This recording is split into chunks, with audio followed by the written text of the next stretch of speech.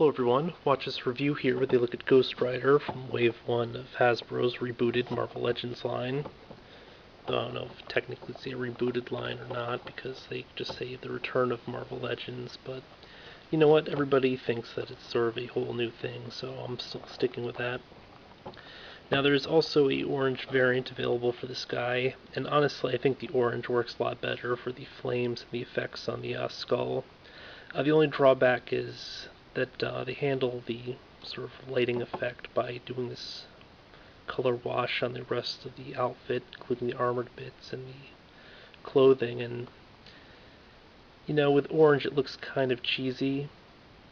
Literally, it looks kind of like somebody was eating Cheetos or something, just smeared it on the portions.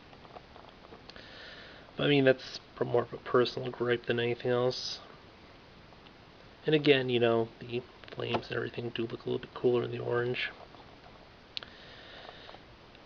I love the box art for this. It's a really wicked looking Ghost Rider, and looks even nicer on the back here with the full moon. It's also interesting because if you notice, it's the same image, but they reversed it for the front of the box, and as always we get this generic starburst for the back of it, or sort of the background in the front, and then on the back we get the cooler image. This really awesome full moon and stuff.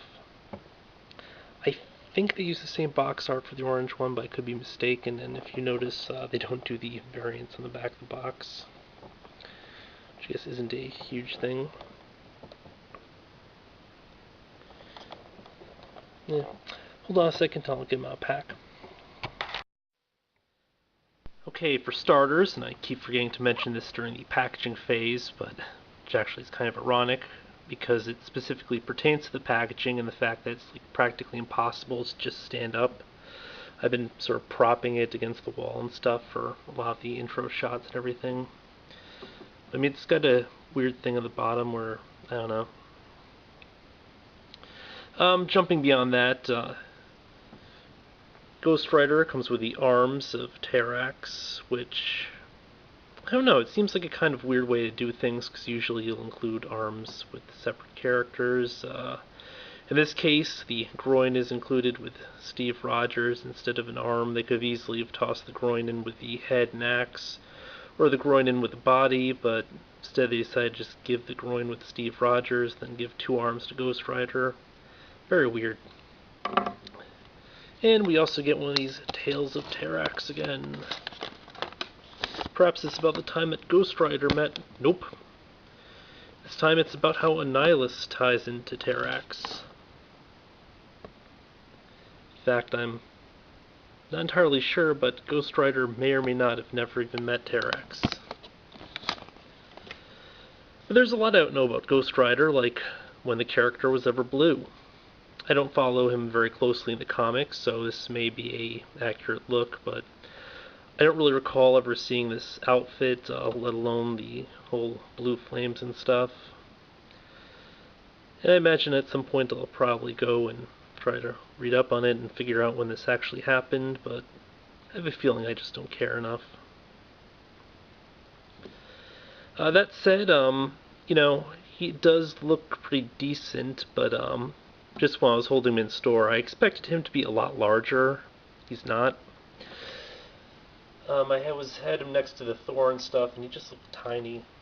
I guess the Thor 2 is supposedly about as big as Terrax, but let's just bring in Spider-Man here for a little height comparison.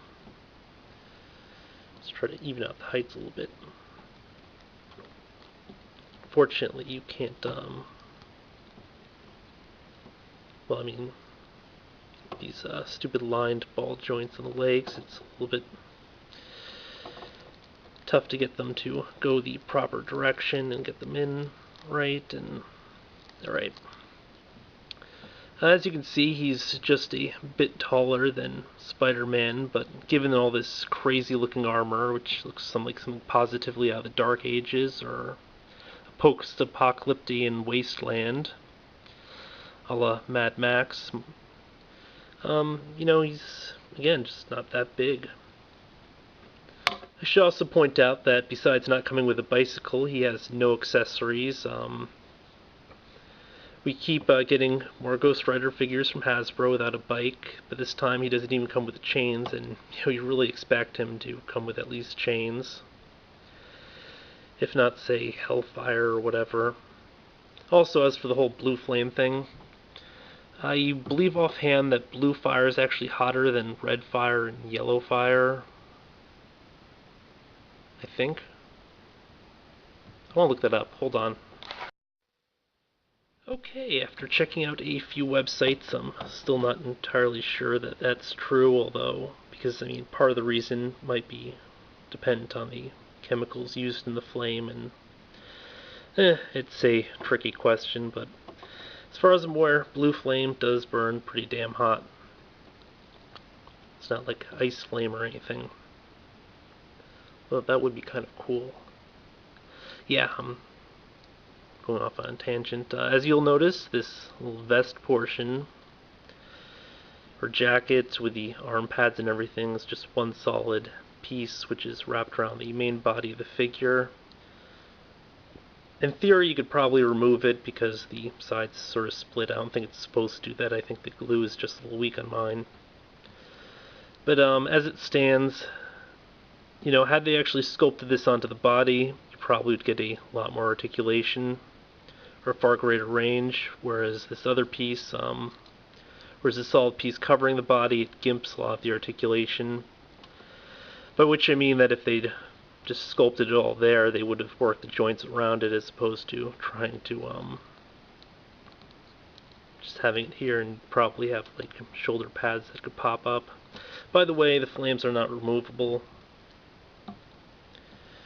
Just wanted to point that out. It looks kind of like they're pegged in, but they're also glued in, so no luck there. Also, what's kind of bothersome is I noticed at the stores as well. This is the only one they have on the shelf, so I'm not sure if all of them are like this, but it's not really even on his body. It's kind of far leaning towards the right here, and I can't seem to really straighten it out. I assume that it would just slide over or whatever, but it doesn't. And I prefer symmetry, generally speaking, so that also kind of annoys me. In general, he is a somewhat disappointing figure. At the head here, you'll notice that they didn't color in the flame right here at the top, but they have the color appearing more upwards.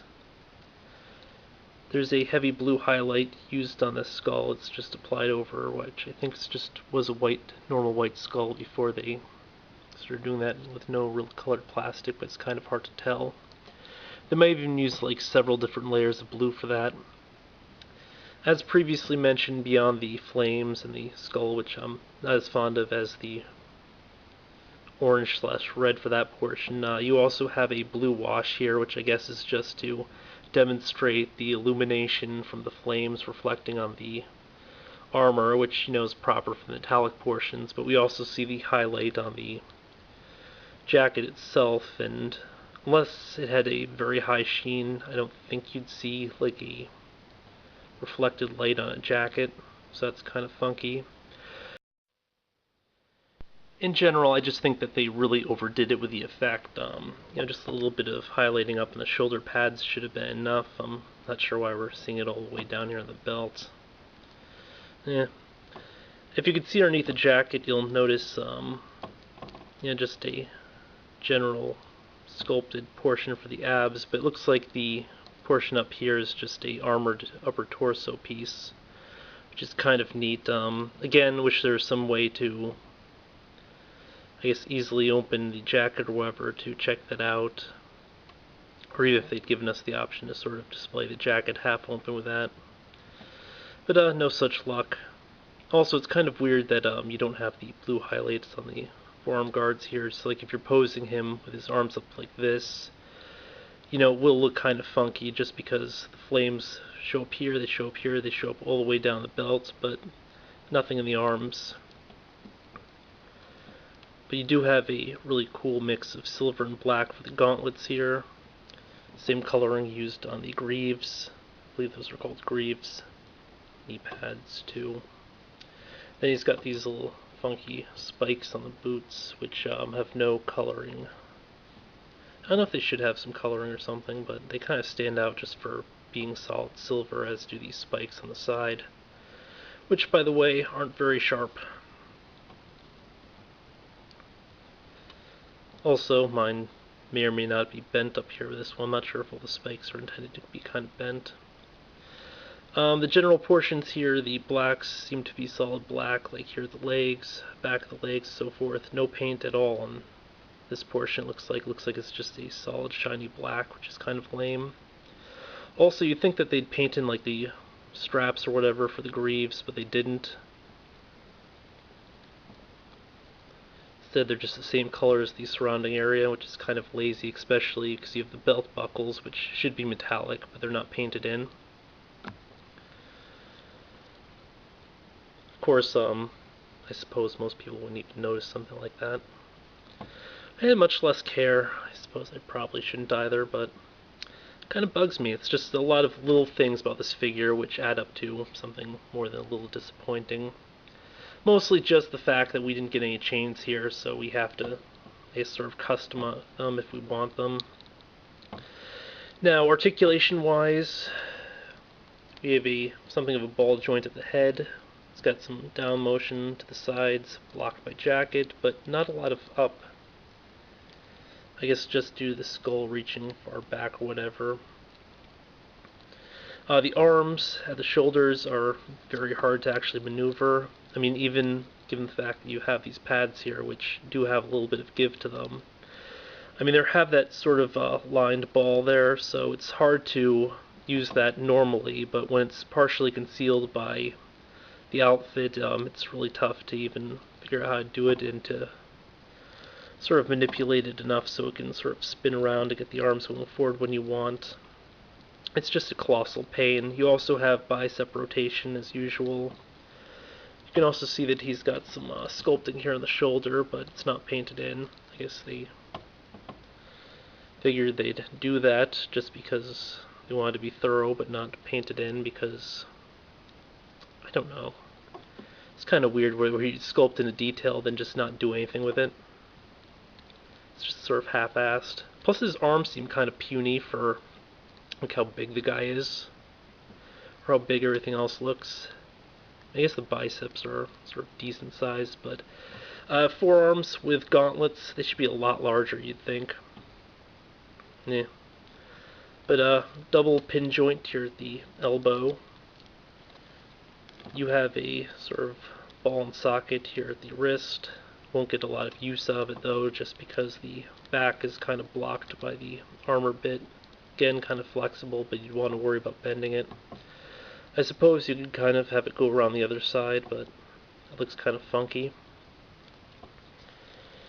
You have rotation at the waist, but it really messes up the belts. You'd have to fix every time. The ab crunch, get some forward out of it, but the back is pretty much a lost cause. You have the line balls at the hips, which are kind of a nuisance to use again because they're partly covered by the chains, although it's a lot easier to use than the shoulders. Double pin at the knee. It's kind of funky where the knee pad's completely separate, but hey, that's not too big of a deal. Also, I kind of like the wonky knee pad decoration here. And then down at the ankle you have some forward, back, and then rotation. No ankle rockers, which he could have really used. I'm already calling them ankle rockers instead of ankle or foot pivot. One last thing that I'd like to point out, again, if you flip the figure around, you'll notice that they didn't bother doing the sort of blue highlights on the back parts of the armor, despite the fact that they're located exactly the same places that the front would be. And you know, if the highlights are going all the way down to the belt, you'd think that the light would touch these as well, which is kind of funky. Of course, they did shade in the little chains links, so, you know, we'll give them props for that. In general, I don't know, I find him a little bit disappointing.